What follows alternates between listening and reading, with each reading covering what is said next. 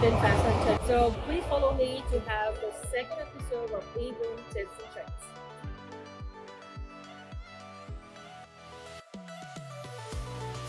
Hello, welcome to another episode of E-VIN Tips and Tricks. The purpose of E-VIN Tips and Tricks is to share with you their stories from the VinFast VF owners. They're going to share with you the tips and tricks and whatever they want to share today. And I'm honored to sit right here with Miss Natalie and Miss Van. Hello. May you introduce your name and how long have you had your VF8? My name is Natalie. I've been having my VF8 since March of this year. So And what's the color? red color. It's a red color. Yeah. My name is VIN, and I've been driving the VinFast VF8 since end of April, so it's been 2.5 months, and it's also red color. It's a red color. We have 3 red color right here. So before we start, I always wonder what make you guys, you ladies, choose the VinFast? Because VinFast is a really new named, new car brand, especially in the United States. So what make you choose what you chose? For me, I love the design of the VF8. I love the iconic V-shaped lights looking, very distinctive from afar. And I have 2 little kids as well, so the roominess of the cabin, it's also what's important to me. And during the test drive, the VinFast rep were nice for that allowed me to install car seats in the car. So I get to have like a real test during the test drive. Also because I am also Vietnamese, so I wanted to support of the first Vietnamese car brand here in the state. Yeah. Perfect. How about you? I always wanted to have an electric car. My husband, not so much, by the way. And a friend of mine told me about VinFast in the early of 2022. And I said, okay, well, I'll put down a deposit, which is $200, and it's refundable, by the way, right? Might as well, right? Yeah, might as well. I have nothing to lose there. And then when VinFast cars arrived in the U.S., I was informed in the email, and I said, okay, well, should I or should I not, right? So I looked around, I looked to Lexus, I looked to other brands, and the pricing is more. And I said, well, let's have a test drive. So it took me a while to show up at the showroom and did my first test drive. I was impressed. I've been driving mostly American cars, and as you know, it's heavy. So I like the feeling of driving a heavy car, which VinFast has. And I've been in other EV cars, and I didn't really like how it feels. And when I look inside the design and everything, I told my husband, I kind of like it. So it took me a while to think about that and do some comparisons, pricing, the down payment, and all that, and ask around, see what people think. So eventually I said, okay, let's go for it. And, it makes sense economically, and I like it. Yeah. Awesome. So it's interesting because you both, the VFA, are your first EVs, Yes. right? So during the test drive, before the test drive, did you guys have any expectation? And does the car meet your expectation during and after the test drive? And how long does it take you to come up to the decision after the test drive? Like, obviously, I hope that your husband have changed his idea about ADV now. And how long does it take? And does it immediate right after the test, or that it's my car? And does you have a hard time choosing the color, the interior? We have quite a few choices.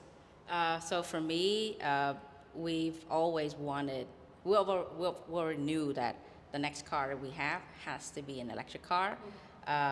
There are a lot of different car brands out there, but we didn't like the design, right? And Tesla is too common, sorry. So we wanted something different. And also around why I chose VinFast, back to the previous question, it was around that time we wanted to, straight up buy the car, but that option wasn't available, and leasing was the only choice. And plus, the interest rate for financing was like pretty high, around like 6 or 7%. So we were like, okay, let's try just lease the thousands and just get the feel for it. The color, I've always wanted the red car. So, just go with the red. I wanted the blue interior too, but at the time that I placed the order, they didn't have any available. So I just stick with the red exterior and black interior. Right after the test drive, we were pondering upon should we really leasing it or not.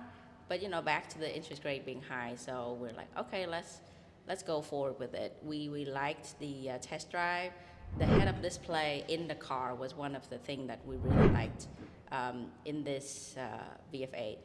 And the smoothness of the car while we were inside, we felt pretty safe, and then we did a U-turn during the test drive, and it U-turned pretty smoothly and nicely. So it was about a week of decision to make.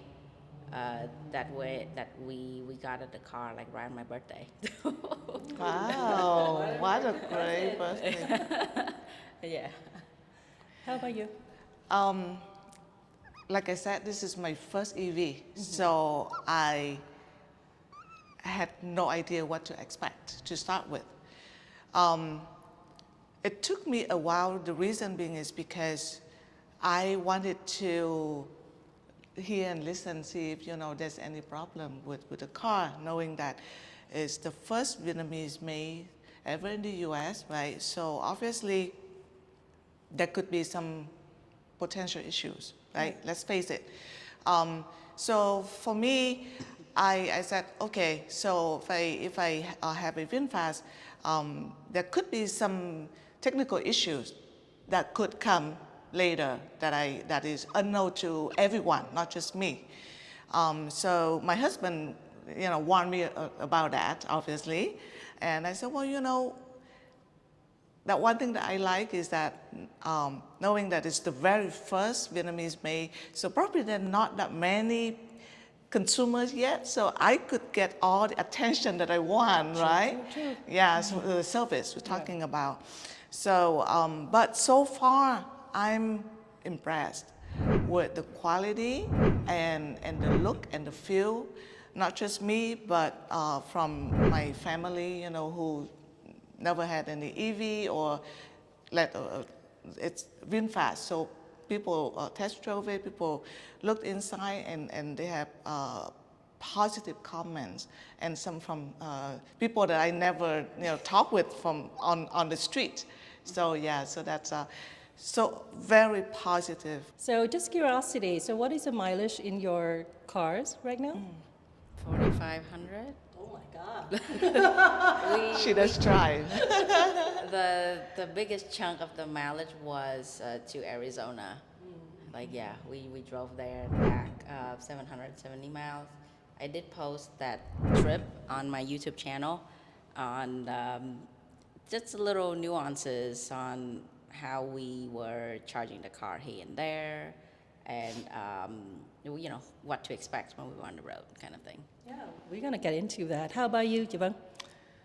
About 3,600 so far. So you guys still up there. What was it, like 2 months? 2.5 months 2.5 for me, months. but I drive locally a lot. Yeah, a that's lot. pretty good. So you guys mentioned about maybe there are some errors here and there software-wise, right?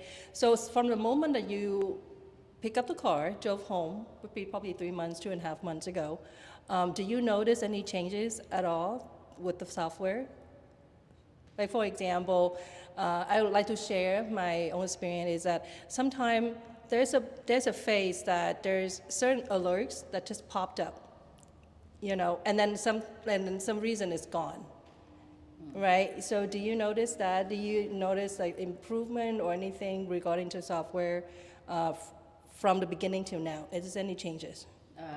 So for me, yes, I do mirrors that comment from you with like the alert popping up left and right every time. And then my car got upgraded to 9.6 software. The settings that you set for the drive aids, most of them have been saved, which previously, every time you get into the car, you have to make the selection for your drive aids every time. Now it's saved on that, so that's a huge lifestyle saving. I'm not sure how it feels for other people. Even there's another feature that I really like with the 9.6 update is the key fob linking. That I have no idea what she was talking about when she's sharing with me that way. Well, what key fob linking? What's that? Sounds so fancy. So the key fob linking is if you have multiple drivers of the VF8, you can set like key fob number 1. Let's say key fob number 1 is to me, and then key fob number 2 is to my husband. If I were to get in the car with my husband key fob, it will load to his profile. And if I get into the car with my key fob, it will load to my profile. Oh. But back then, before the 9.6, you get in the car, you have to select the profile, potentially enter your password as well. So, it takes a little bit. Now it loads to the key fob that you are carrying. So I like that. Have you have your car updated? Yes, I was told, I'm not that tech savvy, by the way. So I was told my car is 9.6 version. And I'm the main driver. No, I'm not going to share my car. But no, I was just kidding. That's a good feature to know. I had no idea that you can use different key fobs for different users. But I had a similar experience. So I was parking at a parking lot after a concert, and the car wouldn't start. So I called the customer service right away. And obviously, everyone was really helpful. They walked me through what to do. And yes, it took me a while to reset the whole car. So I wish it was faster. Luckily we were not in a hurry, so it was fine after all. And yes, the alerts kind of annoying. So it was fixed, right? Apparently, and it's it's a learning curve, right? So overall, I just need to know what it's all about, and then if anything, call the technical support, and they're always very helpful and very responsive, which I like. Well, first of all, I have to thank you guys, thank you ladies for being patient with VinFast. It's a learning curve for all of us, especially the user. You guys get used to the car, and you guys patient with us. And who knows, later on, after this, you're going to have to show her how to link her key fob to her account, so she doesn't have tech support from you. That's what the VFS is about. Yeah. Friend support. Oh, you want to talk a little bit about it? Sure. So we have a little tight group of VinFast owners, or I would say drivers, because we're leasing here. But we all share our tips and tricks with each other, just like the little nuances, just like the key fob linking that's available in the 9.6. And some problems if you were to have with like charging at home, maybe, the diagnostic here is maybe your breaker is not, it max out at 30 amp, right? And if you were to set your amperage in the car to 32, obviously it would break. stop the breaker, and you wouldn't be able to charge. So just those little tips, little nuances. So we have like a little Facebook community that only if you're an owner you're allowed to join. So that way we keep it nice and sweet for everybody, just to share. About charging, so I'm curious. So two of you charge at home most of Yes. the time? So you had what kind of chargers that you guys have? So I have been cheaping out on the charging station. I just used the portable charger that VinFast provided. The portable charger came with the VinFast car, has level 1 and level 2, the 110 and 220 volt. The 220 volt is technically like level 2. The portable charger maxed out at 32 amp. And then in my garage, we have a 220 volt outlet, but the outlet was a NEMA 650, and the VinFast portable charger outlet is the NEMA 1450. So we bought an adapter from Amazon, so that way we were able to use the VinFast portable charger and maxing out at 32 amps. So we have been able to charge at home with that method since the beginning. But for some reason, it was like having like intermittent stoppage. It wouldn't charge like all the way to like 90% or something. But then after an update, I don't remember exactly which update, but it potentially fixed that issue. And for the last month and a half, I have been able to charge at home in just one swoop, like directly to 90 or 100%, whatever the percent that I set to. How about you, Thibaut? Do you have any problems with charging at home? Not so much. So I've been driving it, and every other day I would charge it at home. So originally we didn't have the 220 voltage setup at home, so we had an electrician came and they installed that. And after that, it was super fast, and which I'm really happy about that. I don't have to go out and charge at the station, which sometimes it doesn't work. You show up and next thing you know, it's not working. So I try not to do so. But when it comes to charging, the only thing that I have is it would stop. And then I told the tech support, so they gave me a new one. And then that new one worked for 3 weeks, and then it stopped. And I said, this has got to be something else, right? I mean, this charger looks really solid, really nice.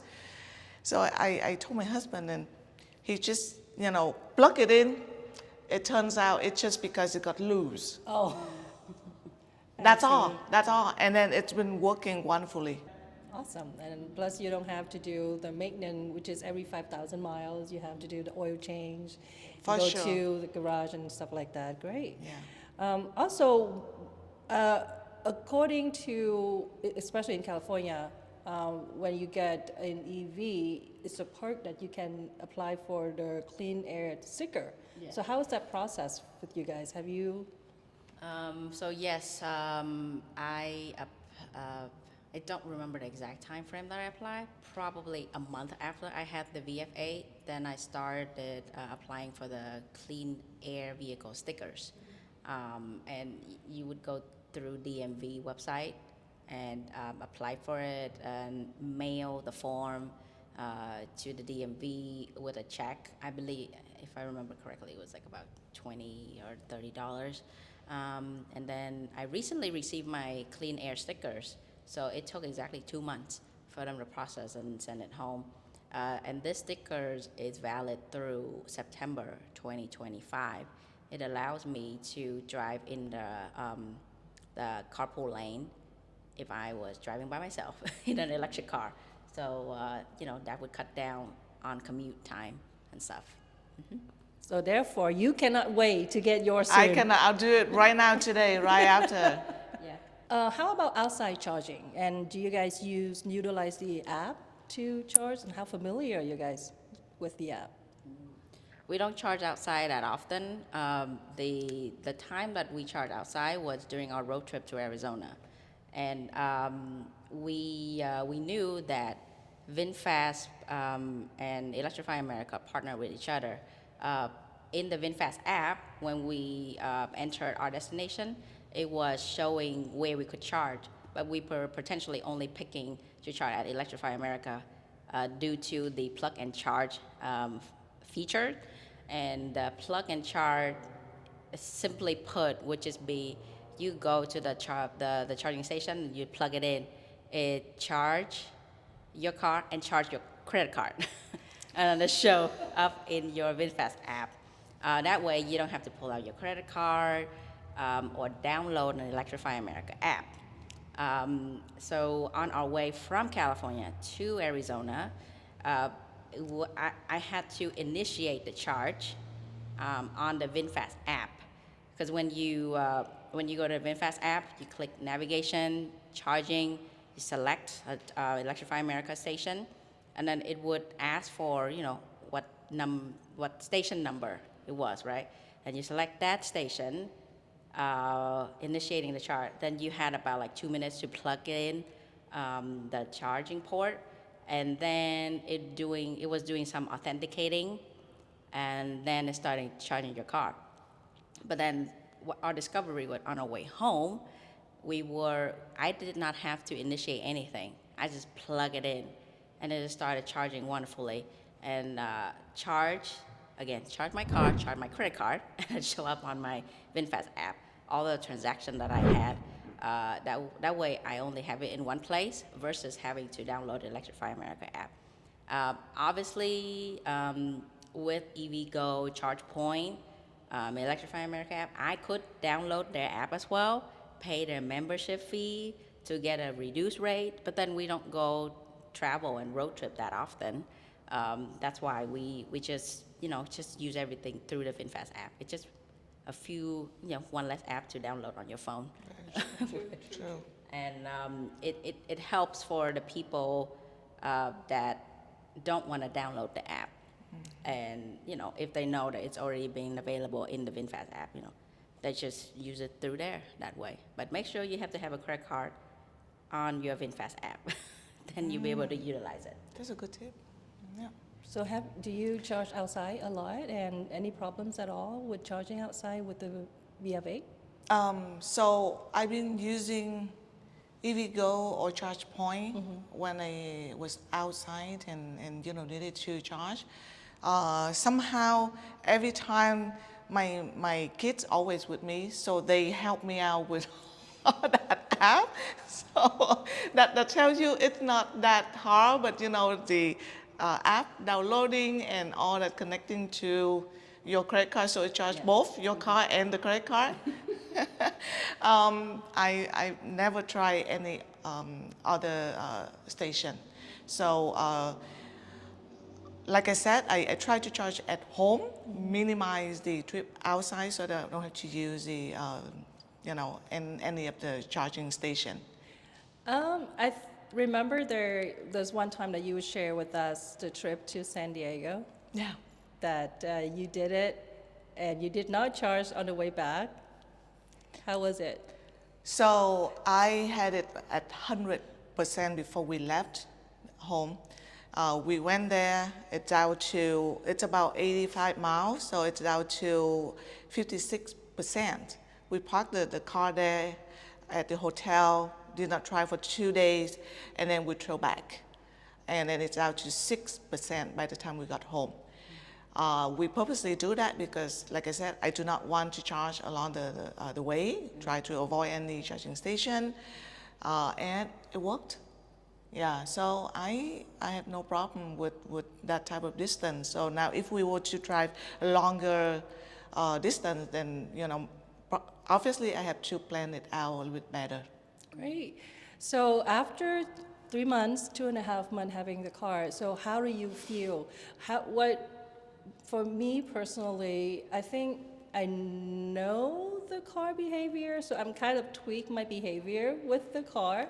And I learned one tip from Natalie is that you sit down, you take your time, you let the car warm up, just like you let your computer warm up. So how about you ladies? So how's your comfort level changes with the car along the time? Yes, like I shared with you, it's the it's the getting in the car, wait until the screen said step on the brake. That's when I step on the brake, and then I look down at the camera button. It was still gray out. I'll let it boot up for a little bit more until that button is fully displayed. Then your 360 cam would pop up, and then you backed out with no problem, no errors or whatsoever. I wish that startup sequence is a little bit faster because another EV car that I get to experience, I just got in, put on reverse and go, and there's no other problem. Mainly probably because the other car had more physical buttons that it has, and VinFast, everything is on the screen. So, it takes a little bit of time to start up, so. How about you? I'll be honest, I didn't have much patience to wait for all the settings that you said. It's new to me, by the way, that the 360 camera won't pop up until everything is set up. So to me, I thought that it's an EV car. It doesn't have to warm up. Very simple to me. So I just, okay, it's a hello van, whatever it is, and then I just start driving. Yeah. And I try to simplify the whole process for myself, not necessarily, because that's how it's supposed to be. So far, it works So for far, so me. good. So far, so good. Third last question of today's section is, so those, after those months, spend sweet time with your sweet cars, what is your favorite memories with the car so far? For me, it's the road tripping to Arizona. We had a lot of fun during the heat, finding charging station. It wasn't like finding. We already planned our trip out on where we need to stop. It just, spending time with the families there, and karaoke in the car, actually. But with 9.6 software, that karaoke app got removed. However, we had like more games now in the 9.6. So that's to entertain the kids in the car. How about you, G? I have fun with the car with the kids with me every time. So we would put on the sport mode, and then sometimes we did a little race, and Oh kids my loved God. it. So it's a fun car. It's a fun car, and we had fun. We opened the sunroof and moonroof, whatever you call it, and we played with the things, and kids, not me. I was driving, but then racing, it's a fun memory for us. You raised in an EV, that's the first. Well, thank you so much for your time today, ladies. Really appreciate it. It's Sunday, yet you still here and share tips and tricks, and I learned a few things from you. I learned that, sometimes you just get in and go, and sometimes it worked, and sometimes that actually I can't wait now to get my car updated, to get the fob link, because to bypass, all the punching when you get in the car. Exactly. Yeah. That's nice to know. Yeah. I know. And thank you for all the technical. Now the only number I remember is 32 AM. For some reason. The portable charger. Power charge. Thank you. Yeah.